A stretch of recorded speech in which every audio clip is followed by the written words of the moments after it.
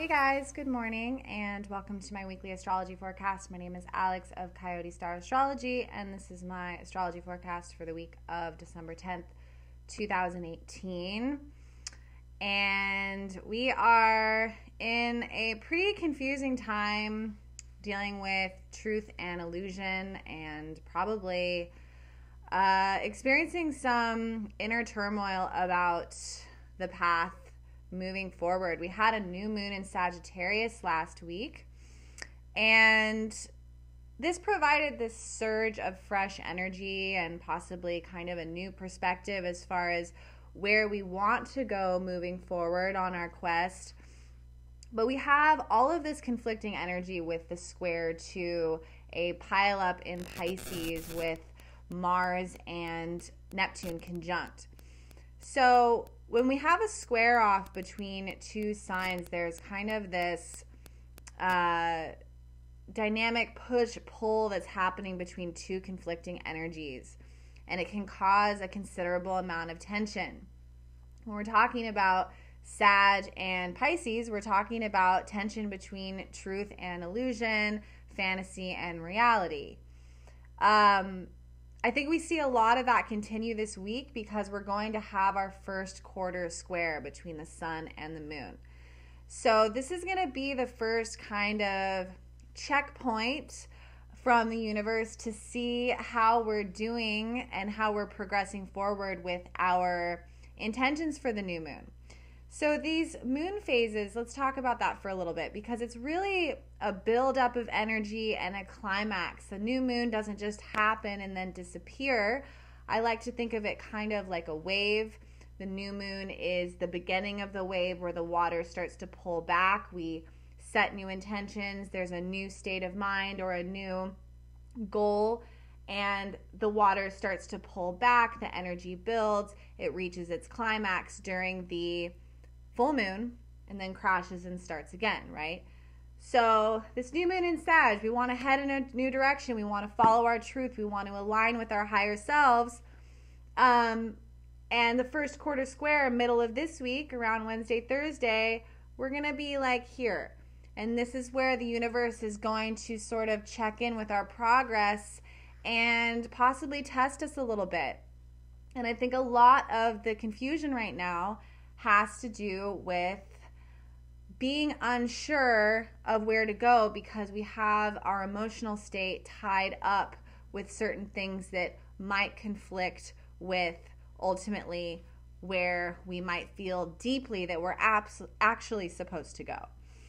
And a lot of this has to do with escape. Pisces brings up escapism and the ways that a lot of us can escape. We can escape into drugs and alcohol. We can escape into our work. Some people dive headfirst into their work and kind of shut everything else out. We can dive into unhealthy relationships that allow us to shut out everything else, our responsibilities and the things that are difficult to confront. So we're looking at our escapist tendencies right now. And I think that there's kind of two modes that I'm seeing with people right now. They're either confused about what to do in their own lives and the state of the world at large, or they're in denial and they're just completely, they're impulsively buying a ticket somewhere or impulsively deciding to move somewhere or impulsively jumping into a relationship with someone they just met. So there's confusion, and then there's escapist tendencies going on. And I think that this brings up karma and dharma, because our dharma we can think of as the Sagittarian aspect of a lot of this, which is our path, our true path, the path of stability, our moral obligation, the thing that we came here to do that might not always be the most fun, and might require us to make huge sacrifices emotionally, but ultimately brings us that sense of inner fulfillment and inner security because we're on our path. We're doing what we came here to do. And we can think of karma as represented by the Piscean element of this square this week as being the energetic things that we accumulate by following our Dharma or not following our Dharma, good karma and bad karma. So there's this face-off between these energies this week and during this time of, I kind of innerly feel that this is the direction I'm supposed to go, but then there's all of these reasons that I want to go this way, and there's this inner confusion. So I think that if we're using astrology for this guidance system, we're really looking at our charts at large, because that's the beautiful thing about astrology, is that our natal chart is our map through this life, and our north and south nodes are really representing our karma and our dharma. And using our natal chart to look at that direction and looking at where Pisces is hitting your chart, because that might be the area where you're escaping or getting distracted, that is creating some dissonance, or creating some confusion about what the truth is and what the fantasy is. I said in my little new moon report on my Instagram, which is, kind of the mantra for these times, I think, is that the truth isn't always pretty, but it feels more secure than a lie. And I think that a lot of people are having that conflict right now within themselves. And Pisces is so private. So I think a lot of people are in denial or keeping it to themselves, or afraid to even tell maybe their closest friends how much confusion they're having. And of course, we're seeing this on a grand scale as well. When we look out into the world, there's a lot of confusion right now about what truth and what lies are in the field. So yeah, looking at our natal chart, if you would like help with that, please email me. My email will be down below. We can look at your chart to look at your north and south node, look at your dharma, your path, and go really deep into that. And then also thinking of the higher, more exalted, beautiful aspects of both of these energies, and looking at how when Sag is in its highest expression, Sag is on this spiritual quest for truth. It hits the books, it dives into spiritual study, and tries to align with its own inner guru to see a higher perspective. And Pisces, when it's in its highest expression, is total unity with the divine and cosmic consciousness.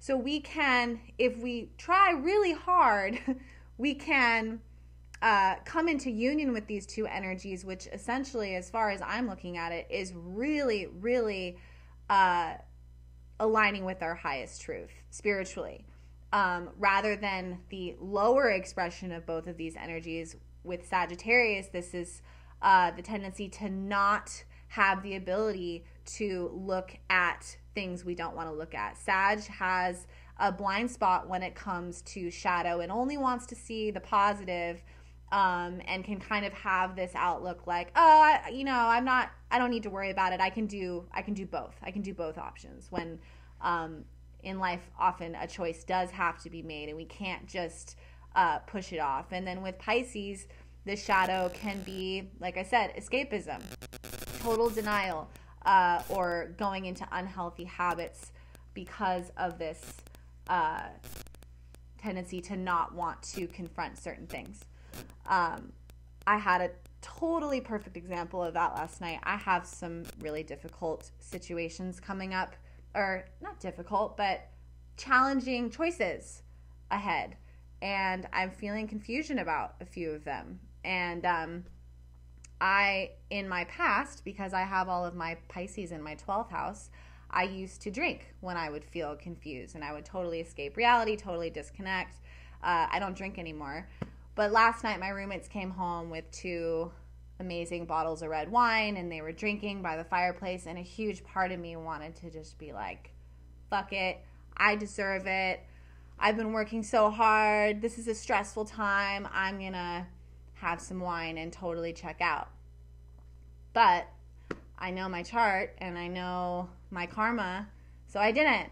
And I came in my room and I shut my door and I called up my friend David Palmer, the Leo King. You guys may know him. If you don't, you should definitely check out his channel. And we talked astrology for 45 minutes. And I felt much better and much more clear. And I made that choice because that's my Dharma. Astrology is my path. That's what I'm here to do. And woke up this morning very happy that I didn't make that decision, because then I would have karma to deal with as a result of those choices. And making this video would have been a lot more difficult if I had stayed up late drinking and escaping the stress of the situation. So I think that's kind of what this time is about, aligning with Dharma, really feeling into our bodies and our minds and our souls about what the truth really is, and trying our hardest not to escape from it. But if you are escaping, that's okay too. Looking at your chart, looking within, and looking at those patterns. And then we have go through the aspects real quick this week. We have an Aquarius moon at the beginning of the week. We'll have the first quarter square middle of the week, like I said, where I think a lot of this is going to be coming up. We're going to have the moon conjunct in Mars and Neptune and Pisces. So I think Thursday, like middle of the week, that's when we're really possibly going to be looking at our tendency to escape and a little bit of that confusion, and possibly where our emotions are really tied into things right now. And then on Friday, or into the weekend rather, we have an Aries moon, and we're going to have Venus sextile Saturn. This aspect is really encouraging us to align with the most integral path.